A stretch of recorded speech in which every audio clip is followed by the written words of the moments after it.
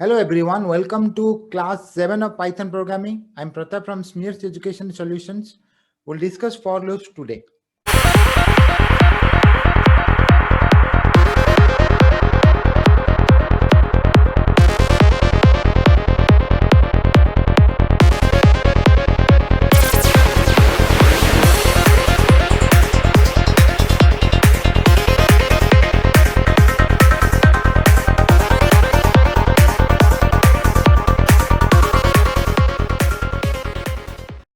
Starting from today, for the next few classes, you will see for loops. It has extensive use in Python programming, also in other programming languages. So let's get started. Now here I've written 4 statements and let me run this one. A is equal to 0, then A is equal to 1, then A is equal to 2. These are the assignment statements. First, wherever 0 will be stored in some memory location, A will be tagged to 1, then slowly A will be equal to 3. So now if you print 3, 0, 1, 2 are no more there. So what will happen if you run it, you will get 3. You can't print 0, 1, 2. Suppose I want to print everything. It's not possible. You will get only the last one, the latest one, 3. If you want to see all printouts, the only way here is to write a print statement after every statement, after every assignment statement. So let me write another print here. Then here I have 3 print statements. Let me write another one. So I have 4 print statements now. And let me run these 4. I got 0, 1, 2, 3. 0 printed, 1 print statement, then 1 printed, then 2 printed, then 3 printed. So I was able to print here all 0, 1, 2, 3, but I had to insert so many print statements. What if there are 100 numbers? I'll definitely not write 100 print statements. So I can achieve the same by running a for loop. For I in range, suppose I will write 5 here, it will go up to 0 to 4. Let me write something about range function. We'll do more about range function later. So when you write range 5, that means it will start with 0, then 1, then 2, then 3, then 4. 0 to 4. If I write range 4 here, then it will go up to 3 n minus 1. Remember, it will start with 4. And if you want to print this, you will not get now. We'll discuss about range function later. However, if you want to see once, I have to write list here. List range 4. If you write this, you will see the printouts as well. So here 0, 1, 2, 3. Okay. So 0, 1, 2, 3 I've written here. This is range function, range 4. So now if you write for I in range 4, because I want up to 3, range 4, then you need to print.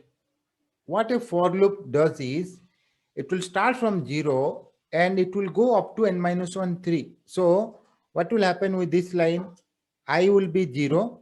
I will be assigned value 0. Let me write this. I 0 first. I here. I is equal to 0, or maybe I can write here as well. The value of I is 0. Then what will happen? I will get increment. I will be 1 here. Second time. Then I will be 2 here. Then I will be 3 here. See, the value is changing. If you print I, then what will happen? First time 0 will be printed, then 1 will be printed, then 2 will be printed, then 3 will be printed. If I write print I, then what will happen? I will start with I will start with 0. So 0 will be printed. Then I will get increment. I will be 1. How it gets increment, these things also will do later. Just remember now, I will get increment 1. Then that number will be printed because I've written I. Then 2, then 3. However, in Python programming, we write a colon here. And when you write a colon here, and if you enter here, what will happen? You see,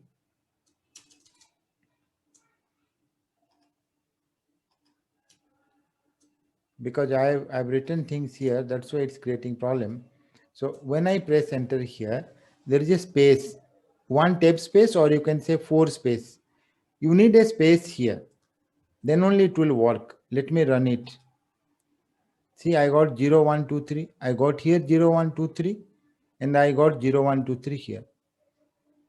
So that space is the replacement for bracket, space and colon, including colon, space.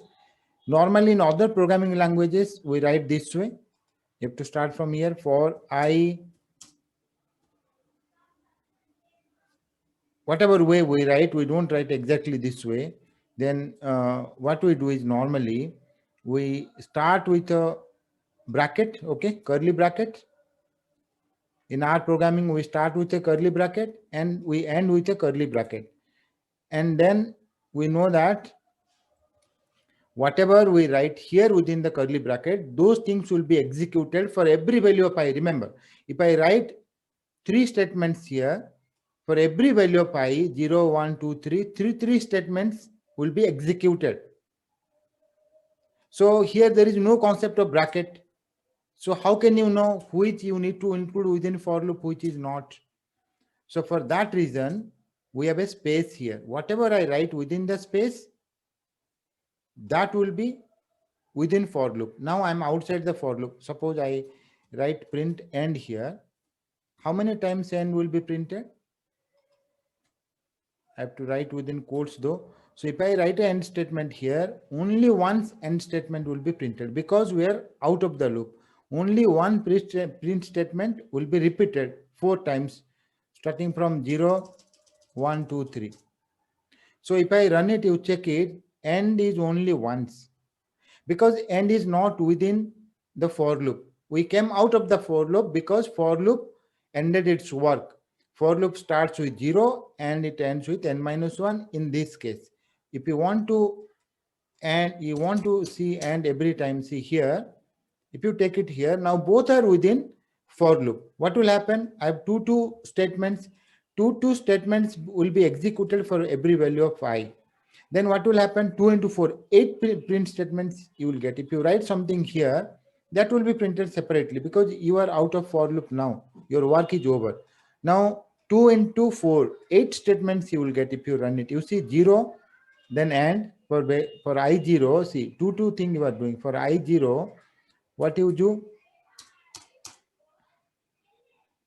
Better we will write this way. For I0, let me write I here. I's value is 0 here. Then you print 0. Then I's value is 1, you print 1. This you are doing anyway. Along with that, I need another line when I is 1. This way we can write when I is 2.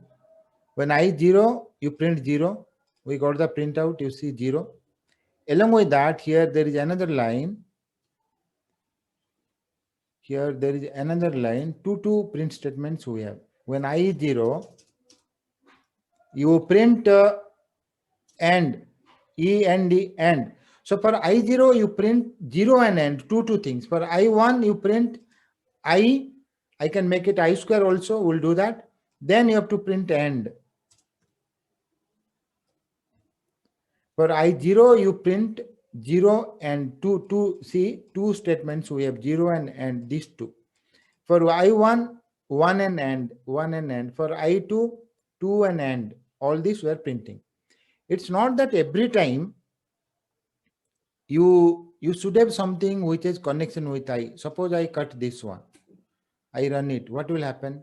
Only and. So what will happen is there is no I dependency. We don't need this. For 0 you print and for I is 0 you print and. Don't print anything related to I.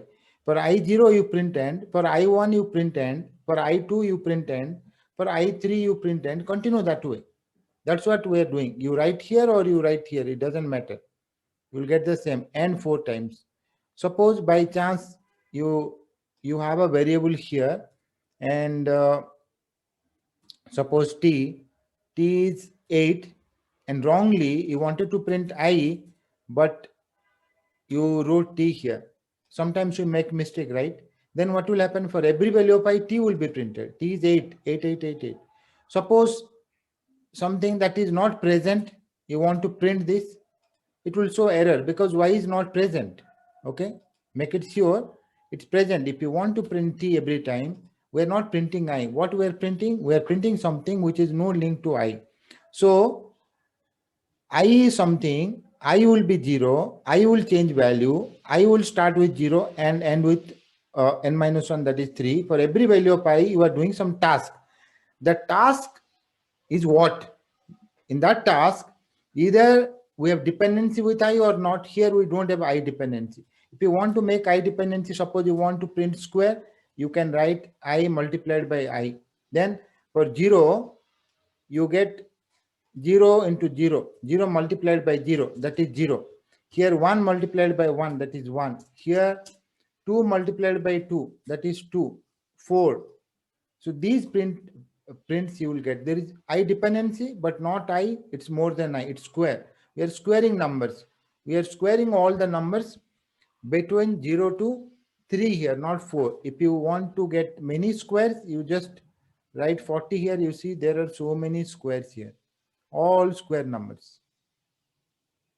Now if you want to get 2i, you write 2i here, you will get double numbers. The numbers multiplied by 2. I, whatever is I is multiplied by 2. I 0, so 2 into 0, 0 you get, then 2, then 4. If you want, you can print both also. Suppose if you write print I and print 2i, these two if you write, you will get both.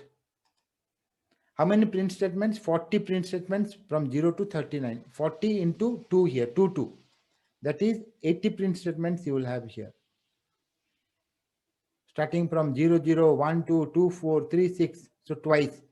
If you don't like to have so many lines, you write I here.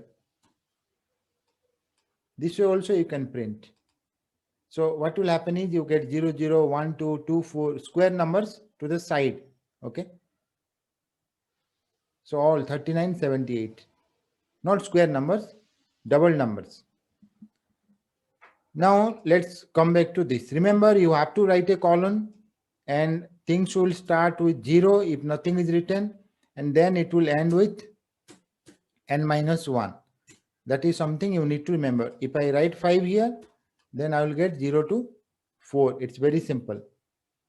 Now, suppose I don't want to start with 0. I want to start with some other number. Suppose 1. I want 1 to 5. So I have to write 6 here. So here you get 1 to 5, 6. 6 minus 1, that is 5, 1 to 5. If you want to write 1 to 5, you will get this way. If you want to write 1 to 5 square numbers, you write square here. Then if you want to find only even numbers, okay, instead of writing 2i here, you can make a gap of 2. This is gap. But you won't get everything here. You get only with a gap of 2 starting from 1, ending with 6. 6 will not come because it will go this way. 1, 3, I will be 1, then I will be 3, then I will be 5, then I will be 7. So 7 will not come. It will end with 5. So there is a gap of 2. If you write 1 to 100 with a gap of 2, then you get all odd numbers, 1, 2, 3, like this, up to 99. If you want to get, suppose 0 to 100, I will write, and with a gap of 2, then you see all numbers up to 98 you will get. Okay. If you want to get 100, you have to make it, sorry, you have to make it 101. Then it will go to 101 minus 1. it will go up to 100. Okay, then you will get that. So this is simple for statement, and most of the time you see this way, very simple. For I in range, for I in range 5, print I. For I in range n, print n. There is a colon here. When you get a colon, automatically there will be a separator. You see, when you press enter, it will take space automatically. You need not worry. And you will be able to execute this one. Whatever number of ways you want, suppose you want to write a print statement here, you are out of the loop, whatever you want, you get that. Print 5 you can write, okay? So finally you get a 5. Or you want to write finally, suppose you want to end it, it's over. Or you are out of for loop. Suppose you write you are out of for loop, you get this, you are out of for loop, that's all. But this will be printed once. Now you write here how many times. This is something you need to check. So if it goes here, suppose I write a print statement, here work is over, then how many times this one? You are out of the for loop. So what happened is, by once, what happened is, for I0, 2 print statements we have. For I1, another 2, I2, we have 2, I3, we have 2, I4, we have 2, 2. We have 2 into 4 times, that is 0, 1, 2, 0, 1, 2, 4, 5 times, 10 statements you will get here. Then another one, the last one, this one, you are out of the for loop. For loop will start with the first value, it will end with n minus 1. No value is given means it will start with I. That way things will go, and finally it will be over. This is something you need to remember. That's all for today's class. I have just given you the introduction of for loops. We'll do more in the subsequent classes. It is a lot of use. Please comment below whatever doubt you have. We'll try to answer as soon as possible. Share with your friends so that they will also learn, whoever wants to make a career using Python. And subscribe to our channel so that you will be able to get all the videos. We'll upload 150, 200 videos. We'll continue further. We'll upload data science, machine learning, artificial intelligence also, but everything with base Python, strong knowledge of Python. This much for today's class. Thank you.